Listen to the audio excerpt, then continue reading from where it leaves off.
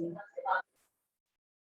Good morning students, I am Nika Sharma from Academic School Bikaner, your Hindi teacher. आज हम कक्षा 5वीं हिंदी व्याकरण रचना का पाठ 9 सर्वनाम पढ़ रहे हैं। सर्वनाम क्या है, भाषा में सर्वनाम की आवश्यकता क्यों हुई, इसका नाम सर्वनाम है तो उसका क्या अर्थ है और ये भाषा में इसका कब कैसे और किस प्रकार प्रयोग किया जाता है, ये आज हम इस चैप्टर में पढ़ेंगे। सर्वनाम को इंग्लिश में प्रोनाउन बोलते हैं।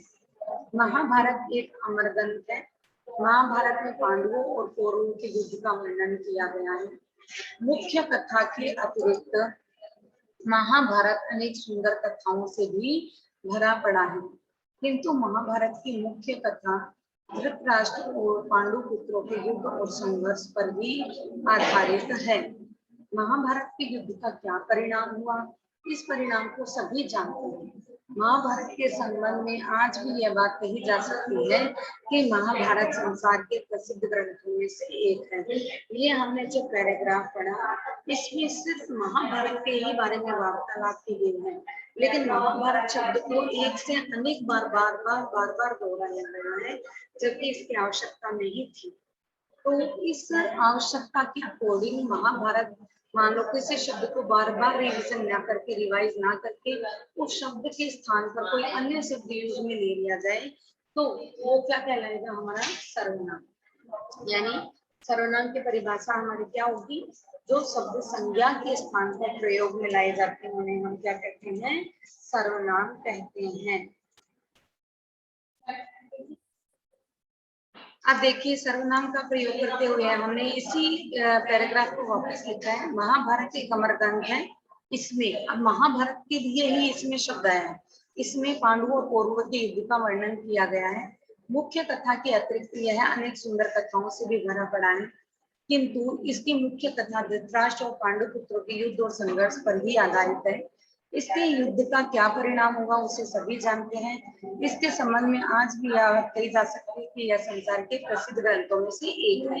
तो देखिए महाभारत के स्थान पर जगह जगह हमने क्या लिख दिया, इसमें यह, इसकी, इसके यह, वह, उसे, तो इस तरीके से हमने लिख दिया किसकी जगह, महाभारत की जगह। तो इस तरीके से वाक्यों में संज्ञा शब्दों के स्थान पर प्रयोग में आने वाले शब्दों को हम क्या कहेंगे, सर्वनाम कहेंगे। क्या कहेंगे, सर्वनाम कहेंगे। तो संज्ञा के स्थान पर प्रयोग में लाए जाने वाले शब्दों को क्या कहते हैं, सर्वनाम कहते हैं। संज्ञाएं क्या होती है, शब्द का नाम होती है, चाहे वो व्यक्ति का नाम हो, चाहे वो वस्तु का नाम हो, चाहे स्थान का नाम हो, चाहे फिर भाव हो। संज्ञाएं क्या होती है, शब्द का नाम होती है। सर्वनाम प्रत्येक नाम के स्थान पर प्रयुक्त होता है, इसलिए क्या होगा, सर्वनाम, शब्द का नाम। सर्वनाम के मुख्य रूप से 6 भेद होते हैं: पुरुषवाचक, निश्चयवाचक, अनिश्चयवाचक, संबंधवाचक, प्रश्नवाचक और निजवाचक। आप इसको एक शॉर्ट ट्रिक के माध्यम से लर्न कर सकते हैं।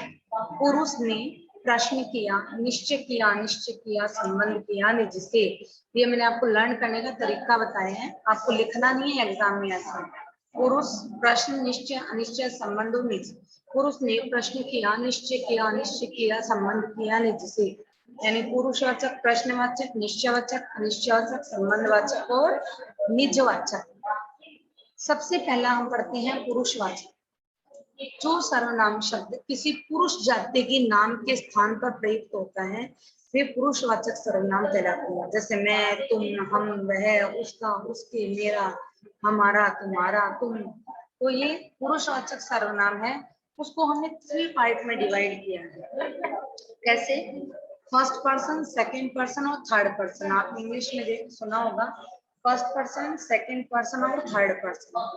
यानी उत्तम पुरुष, मध्यम पुरुष और अन्य पुरुष। उत्तम पुरुष, मध्यम पुरुष और अन्य पुरुष। तो देखिए उत्तम पुरुष क्या होता है, बोलने या बातचीत करने वाला व्यक्ति जिस सर्वनाम का प्रयोग अपने खुद के लिए करता है, स्वयं के लिए करता है, वो उत्तम पुरुषवाचक होता है। जैसे मैं आपको कोई बात करने को मैं ऐसे बोलूंगी ना, मैंने कल आपको पढ़ाया था, तो मैं, मैंने, मुझे, मेरा, हम, हमें, हमारा, ये शब्द मैंने किसके लिए यूज नहीं किए, मैंने स्वयं के लिए किए। मैं फर्स्ट पर्सन हूँ, मैं आपसे कोई बात कर रही हूँ तो आप क्या होंगे, मध्यम पुरुष होंगे। और मैं किसी अन्य व्यक्ति के बारे में बात कर रही होती हूँ, जैसे कि आप पूजा मैम को वर्क भेज दीजिए, वो कल मेरे से बोल रही थी कि आप वर्क नहीं भेजते हो, तो वो क्या चीज हो गई, वो मैं किसी अन्य व्यक्ति के बारे में आपसे बात कर रही हूँ, तो वो अन्य पुरुष हो गई पूजा मैम, ठीक है। आप मध्यम पुरुष, आप मेरी बात सुन रहे हो तो आप क्या होंगे, मध्यम पुरुष। और मैं जो बोल रही हूँ वो क्या होगा, उत्तम पुरुष। यानी जो बोलने वाला होता है वो उत्तम पुरुष, जो सुनने वाला होता है वो मध्यम पुरुष, और जिसके विषय में यहाँ पर हम बातचीत कर रहे होते हैं वो अन्य पुरुष। देखिए मध्यम पुरुष में आएगा तुम, तेरा, तुम, तुम्हारा, आप और आप। जैसे दूसरे को हम बात करते हैं तू भी बोल देते हैं, तेरा भी बोल देते हैं, तुम, तुम्हारा, आप। सम्मान देना होता है तो आप, आपका, आदि। इसी तरीके से देखिए अन्य पुरुष। अन्य पुरुष में हम कहते हैं वह कल मेरे घर आया था। मैं आपसे बात कर रही हूँ कि वह कल मेरे घर आई थी, उसके पास एक नई कार है ना।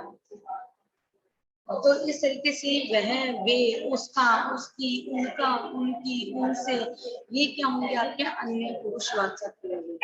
नेक्स्ट देखिए निश्चयवाचक सर्वनाम। जो सर्वनाम शब्द निश्चित रूप से किसी संज्ञा स्थान पर प्रयुक्त होते हैं वो निश्चयवाचक सर्वनाम कहलाते हैं। जैसे यह घर में श्रीलेश का है, यह घर, घर के बारे में हम निश्चित रूप से कह पा रहे हैं कि ये घर किसका है, श्रीलेश का है, और वह घर रंगनाथन का है। यह पुस्तक मेरी है, यह पुस्तक राम की है, यह घर मेरा है ना।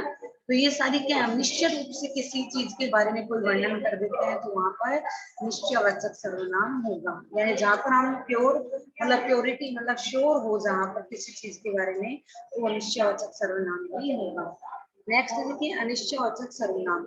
जो सर्वनाम शब्द किसी अनिश्चित संज्ञा के स्थान पर प्रयुक्त होते हैं उन्हें अनिश्चयवाचक सर्वनाम कहते हैं। जैसे देखिए बाहर कोई आया है, अगर मैं कह दूं बाहर राम आया है तो आपका क्या होगा, निश्चयवाचक सर्वनाम। वैसे निश्चयवाचक सर्वनाम में यह और वह वाले सेंटेंस होते हैं। तो देखिए बाहर कोई आया है, कोई, कोई यानी कौन, हम किसी के बारे में श्योर होके नहीं कह रहे, तो वहां पर अनिश्चयवाचक सर्वनाम। शरबत में कुछ गिर गया है, क्या होगा आपका, अनिश्चयवाचक सर्वनाम। नेक्स्ट देखिए संबंधवाचक सर्वनाम। जिन सर्वनाम शब्दों का प्रयोग वाक्य में प्रयुक्त संज्ञा या सर्वनाम से संबंध बताने के लिए किया जाए उन्हें संबंधवाचक सर्वनाम कहते हैं। जैसे देखिए जो बुरा करेगा वो सजा पाएगा, यानी कर्ता से उसका संबंध, संज्ञा या सर्वनाम से उसका संबंध स्थापित हो गया। जो और सो, जो बुरा करेगा उसी को ही सजा मिलेगी ना। तो संबंध स्थापित कर गया किससे, जिससे उसका, जैसी करनी वैसे होगी, जैसा करोगे वैसा होगा, जैसे हो तैसा, है ना। तो इस तरीके के जो सेंटेंस होते हैं जिसमें एक वाक्य दूसरे वाक्य से कनेक्ट होता है और एक वाक्य दूसरे वाक्य से संबंधित होता है तो वहां पर अपना संबंधवाचक सर्वनाम होगा। नेक्स्ट देखिए प्रश्नवाचक सर्वनाम। जो सर्वनाम शब्द प्रश्न रूप में किसी संज्ञा स्थान पर प्रयुक्त होते हैं, जैसे कौन, क्या, किसका, किसको, ऐसे वाले शब्द हैं वो प्रश्नवाचक सर्वनाम होंगे। जैसे देखिए सोमनाथ देखो कि दरवाजा कौन खटखटा रहा है। अब कौन की जगह कोई व्यक्ति का नाम दे हम तो वो गए, अपना संज्ञा हो जाती है, लेकिन दरवाजा कौन खटखटा है तो संज्ञा के स्थान पर क्या आ गया शब्द कौन। तो ये कौन क्या होगा आपका प्रश्नवाचक। वह आदमी क्या बेच रहा है, क्या बेच रहा है ये हमें नहीं पता, तो यहाँ पर प्रश्नवाचक सर्वनाम हमने लिख दिया। निजवाचक सर्वनाम। जिन सर्वनाम शब्दों को कर्ता अपने लिए प्रयोग करता है उन्हें निजवाचक सर्वनाम कहते हैं। देखिए निजवाचक सर्वनाम वापिस से बताइए। जिन सर्वनाम शब्दों को कर्ता अपने लिए प्रयोग करता है उन्हें निजवाचक सर्वनाम कहते हैं। जैसे स्नेहा ने कहा मैं यह कार्य स्वयं करूंगी। निज यानी अपने लिए, स्वयं, अपने आप, खुद। कई बार हम कहते हैं मैं अपना काम खुद कर लूंगी, खुद यानी अपन अपने मारवाड़ी भाषा खुद बोलते हैं तो स्वयं, अपने आप, खुद, ये वाले शब्द क्या होंगे, निजवाचक सर्वनाम। जिस सर्वनाम शब्दों का प्रयोग कर्ता अपने खुद के लिए कर रहा है तो वहां पर क्या होगा, निजवाचक सर्वनाम होगा। अब देखते हैं हम खाली स्थान में सर्वनाम शब्दों को भरिए। वह प्रथम श्रेणी में उत्तीर्ण हुआ है इसलिए उसे उसे आज पुरस्कृत किया जाएगा। वह और उसे भरा जाएगा इसमें। कृपया आप मेरे पास बैठिए। यह तस्वीर किसने बनाई है, नीचे लिखे वाक्यों में आए सर्वनाम पदों के भेद उनके सामने दिए गए रिक्त स्थानों में भरिए। तो यहाँ पर देखिए, वह जो धीरे धीरे चल रही है, वह जो धीरे धीरे चल रही है दीपक की माँ है। यहाँ पर आप क्या सेंटेंस लिखेंगे इसका?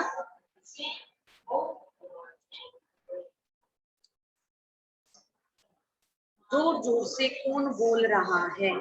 यहाँ पर होगा आपके प्रश्नवाचक चिन्ह, इसलिए आपके क्या होगा? प्रश्नवाचक सर्वनाम। जैसी करनी उसके ऊपर कौन डिपेंड हो रहा है? वैसी करनी, यानी इन दोनों में क्या हो रहा है? संबंध स्थापित हो रहा है। नेक्स्ट देखिए, पुरुषवाचक सर्वनाम वह हो, निश्चयवाचक सर्वनाम वह का प्रयोग करते हुए एक वाक्य बनाइए।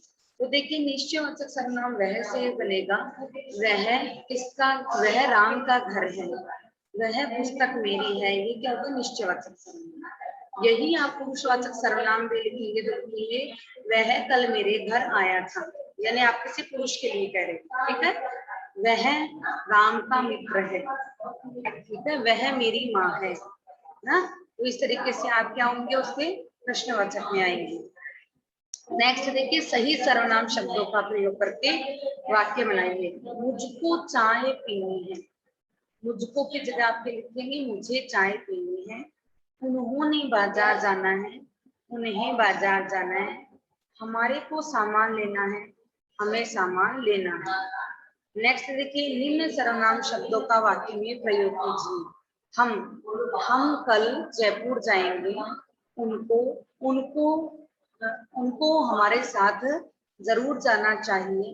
अपने आप हमें अपना काम अपने आप ही करना चाहिए। नेक्स्ट देखिए, मौखिक प्रश्नों का सर्वनाम शब्द से आप क्या समझते हैं? तो आप बताएंगे, सर्वनाम शब्द जो शब्द संज्ञा के स्थान पर प्रयोग में लाए जाते हैं उन्हें हम सर्वनाम कहते हैं। लेकिन निश्चयवाचक सर्वनाम अपने आप और पुरुषवाचक सर्वनाम आप में अंतर स्पष्ट कीजिए। देखिए, निजवाचक सर्वनाम में अपने आप शब्द हम कर्ता यानी मतलब जो बोलने वाला है वो स्वयं के लिए लेता है, जबकि पुरुषवाचक सर्वनाम में आप शब्द है वो बोलने वाला सुनने वाले व्यक्ति के लिए लेता है, यानी मध्यम पुरुष के लिए लेता है।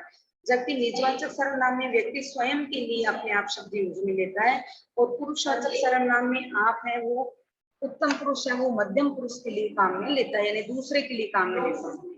निश्चयवाचक और अनिश्चयवाचक में अंतर हम समझा सकते हैं। जहां पर किसी संज्ञा शब्द की निश्चित रूप से बोध हो वहां पर निश्चयवाचक, और जहां हम अनिश्चित रूप से किसी निश्चित संख्या का बोध नहीं हो पाता है तो वहां पे अनिश्चयवाचक सर्वनाम होता है। जैसे कोई कुछ ऐसे वाले उदाहरण आपके अनिश्चयवाचक सर्वनाम में ही आएंगे। नेक्स्ट देखिए, निम्न कहानी में सर्वनाम शब्दों पर आपको गोला लगाना है। किसी, वह,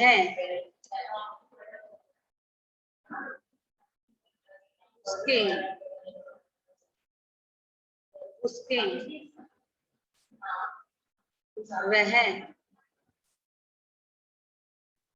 उसे, वह, उसके, वे, उसने, यह, तुम्हारी, यह, मेरी। नेक्स्ट देखिए, उसे, उसने, यह, मेरी, उसकी, उसे, वह, उन्हें। तो इस प्रकार से जो सारे हमने शब्द पर गोला लगाया है वो सारे शब्द क्या है? हमारे सर्वनाम शब्द हैं। तो आपको पता लग गया कि सर्वनाम शब्द क्या होंगे? जो संज्ञा के स्थान पर काम आएंगे। तो संज्ञा क्या होती है? किसी व्यक्ति के नाम, वस्तु का नाम, स्थान का नाम या फिर भाव का नाम। तो इन सबकी जगह जो शब्द काम में लिए जा रहे हैं वो हमारे क्या होंगे? सर्वनाम शब्द होंगे।